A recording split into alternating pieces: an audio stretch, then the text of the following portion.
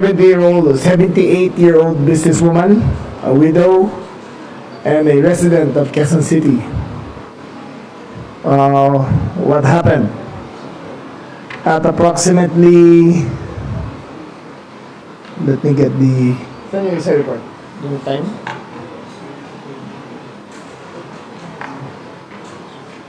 Let me get more the details, okay? After receiving a demand of 150 million for the release of the victim, the members of the AKG were working with the family in order to work at a solution on the kidnapping. On September 11, 2025, at 10 o'clock a.m., the victim was brought inside the bank in Quezon City by 3 men to withdraw money from the account of the victim, wherein the bank operators knew of the situation and contacted the PNP, and within minutes the PNP arrived and arrested the 3 suspects and rescued the kidnapped victim. The follow-up operations resulted in the apprehension of 2 additional female and 1 male suspect arrested at 1:04 p.m. on September 12. Additional 4 suspects were also arrested at 5 a.m. while a male suspect was also arrested around 8 a.m. with a total of 11 suspects arrested as of this briefing. We believe that there are other conspirators in this case, so it is still a hot pursuit going on. We cannot divulge the identity of the victim. We do, however, have information on the suspects, 3 of which are former servicemen belonging to the Marines, 2 honorably discharged and 1 dishonorably discharged. We cannot divulge the names of the suspects because there is still a hot pursuit going on. I am proud to say, or it is humorously said, that the perpetrators of the crime were not of high intelligence because they actually went to the bank to withdraw the money together with the victim, resulting in the apprehension of the victim. So are there any questions from the body?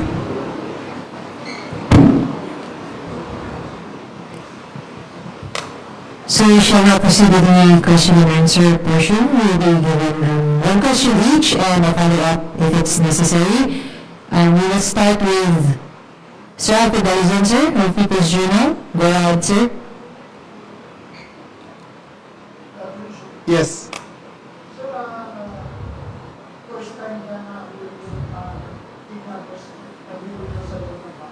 First time.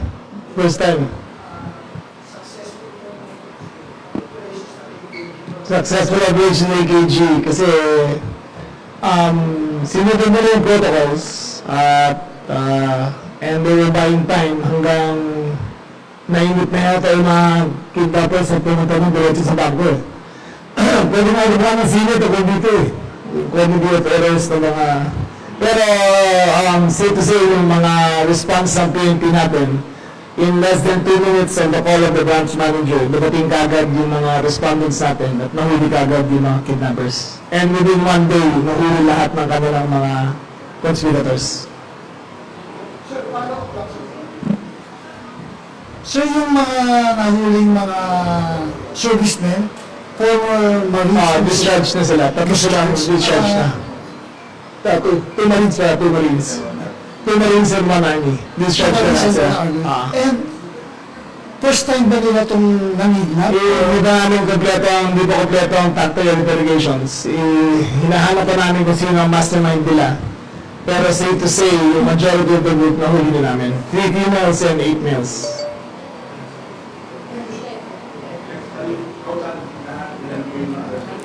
Labing-isa.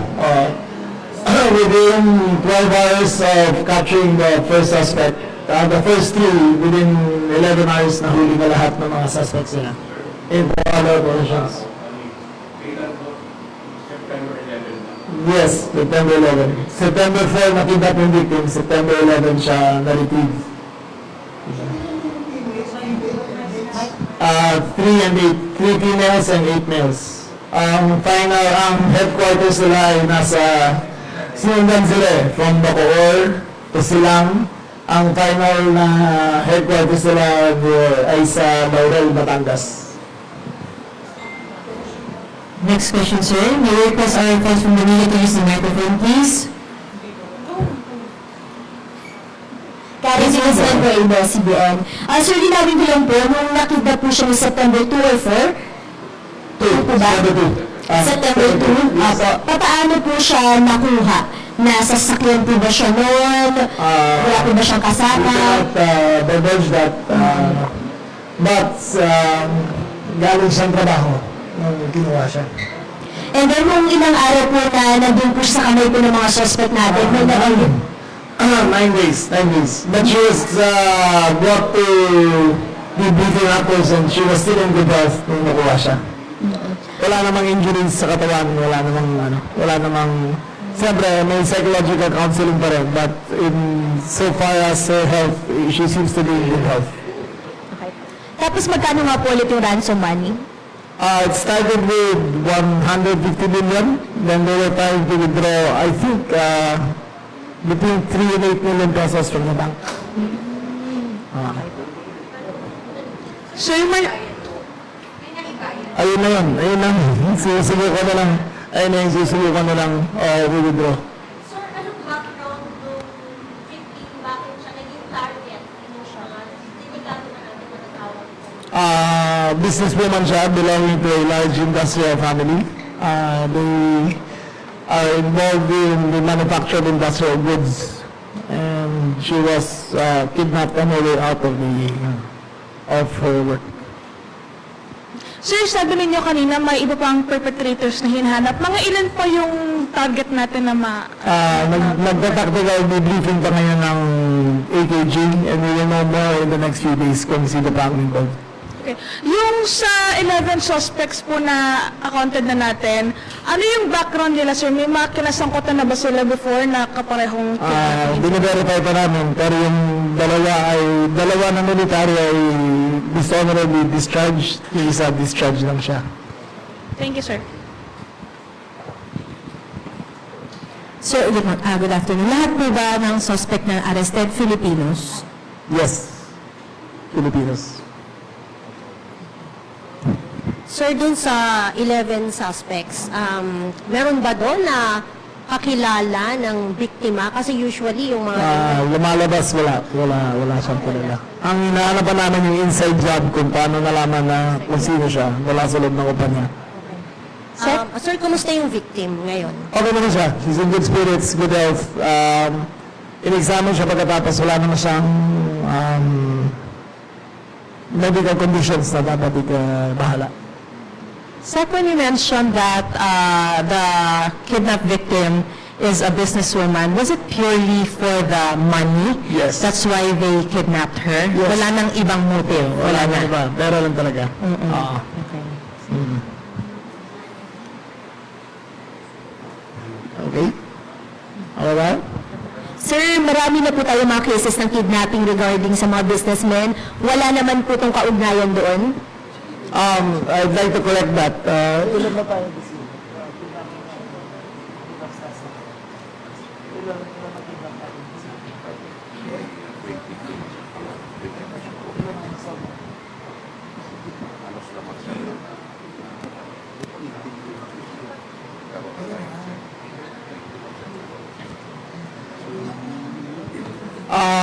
As per our records, as of September, there were 23 kidnapped crimes committed, 21 were solved, 1 remains unsolved. Ito na lang this is the 22nd. So 22 out of 23 unsolved na sa kidnapping. So, was the victim hurt during her captivity? Again, Nasaktan ba siya? Sinaktan siya ng kidnapper? hindi naman. She had no outstanding marks on her body. So yung mga babae, anong participation nila sa crime? Di pa namin, parang sa communications sila may hawak ng communications. It seems like a very amateur job yung gumawa nito. Oo. Yung, the mere fact na dinala pa nila sa bangko shows that the level of their sophistication is very low. Mga talentnis na ano. Sir, so does this prove that the suspects involved are not part of a bigger syndicate? It looks like it, but we're not sure. We cannot define that. Safe to say that they make very poor judgments in their execution of their game plan. And the victim is now back with the family? Yes, back to the family. Yes. So na-check na ba kung may previous criminal records yung mga Wala pa. Titignan pa namin lahat ng angle. Kasi yung mga identities niyan, hindi namin alam yung nakita namin kung totoo o hindi. So we have to verify everything.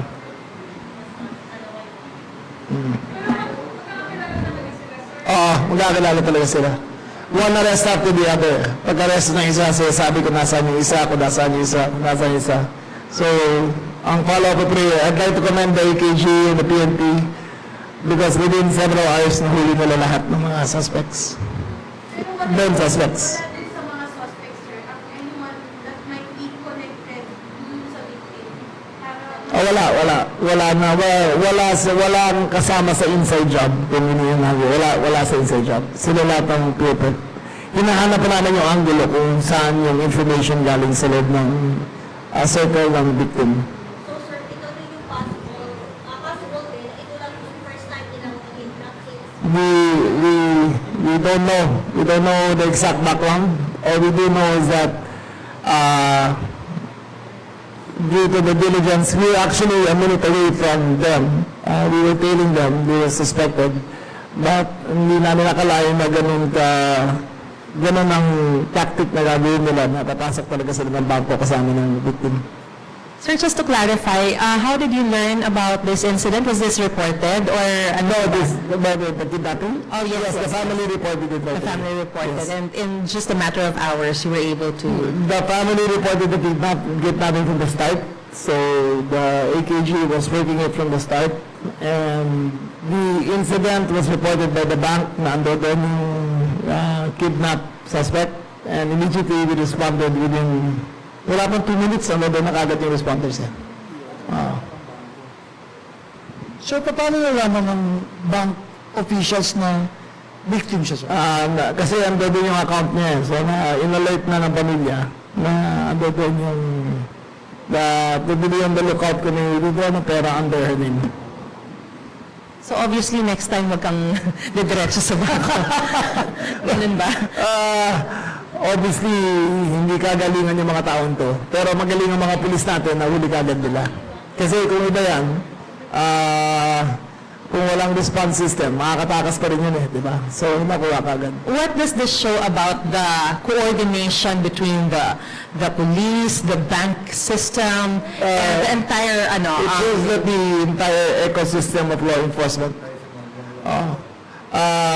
It occurred while we were in the 911. It was called in. And then within minutes, nag-respond kagad. So, the 911 system works. Natawag kagad at dispatch kagad yung paghuli ng suspect. Yes. yung bangko tumawag sa 911 nakapag-respond within 2 minutes. Yes. Dahil pinag-government na Yes. Kapon lang nilaunch yung 911 eh, di ba? So as we launched it at 10 o'clock a.m., in a few hours later, may success kagad. May success story kagad yung 911. Sir, sorry, ano yung report ng bank doon sa 911? May ganung, alam na nila going na Yes. kidnapping case. Yes, alam na nila. The bank was informed na may situation, so in-inform kagad ng bank and nahuli kagad sila. Sir, in this particular case, the bank was informed that there's a kidnapped victim, no? That victim, yes. Paano kung halimbawa hindi na-inform yung bank? Would the banking system also They wouldn't know. have this kind of knowledge? They wouldn't have knowledge. And without the 911, hindi rin mauhuli kagad. Kasi dati hindi mo lang kasi natatawagan mo eh. Dati pa, yung lumang 911, depende kung sa Quezon City, iba ang response center nila, kung sa San Juan iba. dahil unified nila, isang tawag na lang, makakapunta kagad. Any more questions from our friends from the media? Sir, ma'am?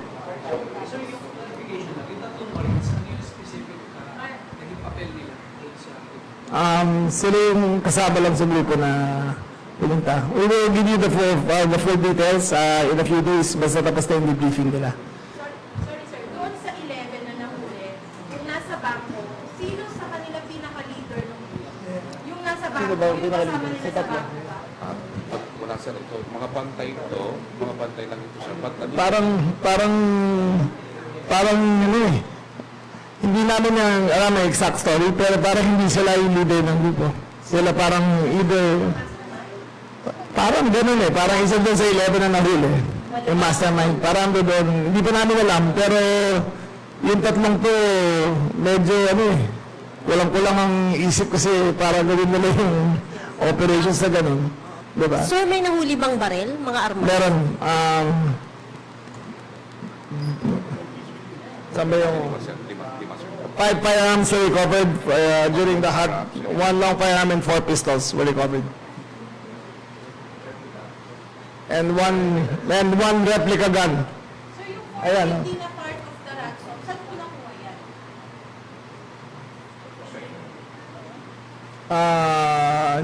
Wala pa kaming information dyan kung ang family nag-operate. It's part of the ransom. Ah. Na natin sa So, Ba yan, sir? yeah, it was recovered in Bacoor. So we're not sure kung kasama sa ransom yan, but they had 490,000 cash with them. So, hindi alam kung operational money nila yan eh. Kasi usually ang sistema ng kidnapper may financier yan eh, di ba? So hindi natin alam kung ransom yan or kung ito ay parang operating money ng grupo. Sir, yung mga firearms na na-recover, na-verify na po ba ito sa FEO kung kanino ba? Undergoing siya. Kasi isang araw pa lang yan eh. So, actually, ayos pa lang eh. Wala pang 24 hours eh. So, inaalam pa namin lahat yan. Sir, so saan nakuha yung pera? Doon sa Laurel, Batangas, sa pinaka-headquarters nila. So you're not sure if it's ransom money or operation? It's most probably operation money. So, ang angle namin dito baka may financier talaga na nag-organize sa kanila. So, parang operating money nila yan. So in other words, sir, walang damit na kuwang pera? As far as we know, wala pa. And just for the record, are you still looking for a possible mastermind? Yes, we are. Doon na siya sa Yes, we are. I think the people we caught didn't have the intellectual capacity to plan. So, hinahanap pa namin kung sino ang mastermind talaga. Hindi kaya nagkukunwari lang silang malaki. Hindi, kasi yung execution nila medyo bobo talaga eh. Diba? So, dapat may mastermind yun kung ganong klaseng operations. Pwede nga naman sino eh. Diba? So, what was the exact amount of money being withdrawn? 8.1 million pesos. Doon sa bangko po. Parang gano'n eh. Parang yung gano'n. Oo. Di ko labat mo 8.1 ko eh. Basta parang gano'n ang lumalabas eh.